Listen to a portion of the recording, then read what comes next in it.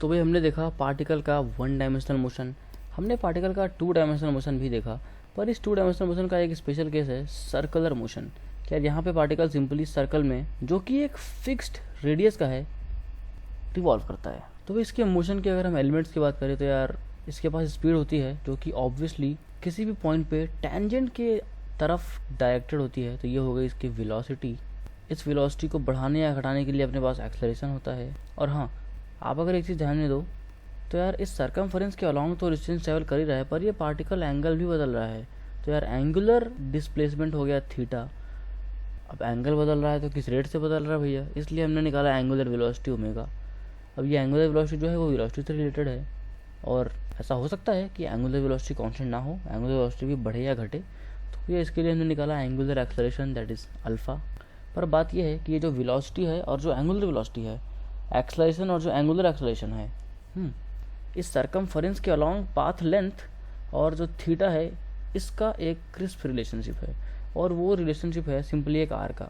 अगर मैं बात करूँ सर्कमफरेंस पे डिस्टेंस ट्रैवल डी की और एंगल रोटेटेड या फिर एंगुलर डिस्प्लेसमेंट थीटा की, तो हम लिख सकते हैं D is equal to R times of theta.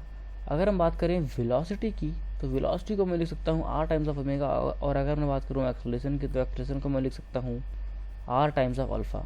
यानी कि अगर आप एंगुलर टर्म्स में, that is theta omega and alpha, simply radius का मल्टीप्लाई करें तो आपको लीनियर टर्म्स मिल जाएंगे। और फिर जिस तरह से इस लीनियर टर्म्स को, यानी कि डिस्टेंस डी, वेलोसिटी ए, एक्सेलरेशन, इनको मैनेज करने के लिए हमने इक्वेशन ऑफ मोशंस को यूज़ किया, तो यार सिमिलरली इस एंगुलर एलिमेंट्स को भी, यानी कि थीटा ओमेगा और अल्फ़ा को भी मैनेज करने के लिए हम इक्वेशन ऑफ मोशंस यूज़ करेंगे।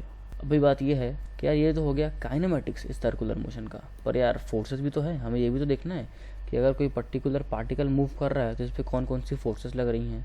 तो यार हमने देखा कि इस पर दो फोर्सेस हैं, एक तो है सेंट्रीपिटल फोर्स, फिर एक और फोर्स आया जिसे हमने बोला भैया ये तो सेंट्रीफ्यूगल फोर्स है। और हाँ, साथ ही साथ अगर एक्सेलरेशन है तब तो भैया यहाँ पे टेंजेंशियल फोर्स भी हो।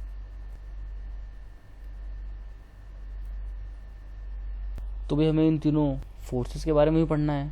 अब इस सर्कुलर मोशन की खास बात यह है कि अगर मान लो अर्थ के सरफेस के परपेंडिकुलर मैं एक 2D प्लेन ले लूँ, और यहाँ पे मैं बोलूँ कि यार एक सर्कुलर रिंग है, और इस सर्कुलर रिंग में पार्टिकल सर्कुलर मोशन में है, तो यार यहाँ पे देखो इस पूरे मोशन में नीचे की तरफ ग्रेविटी है।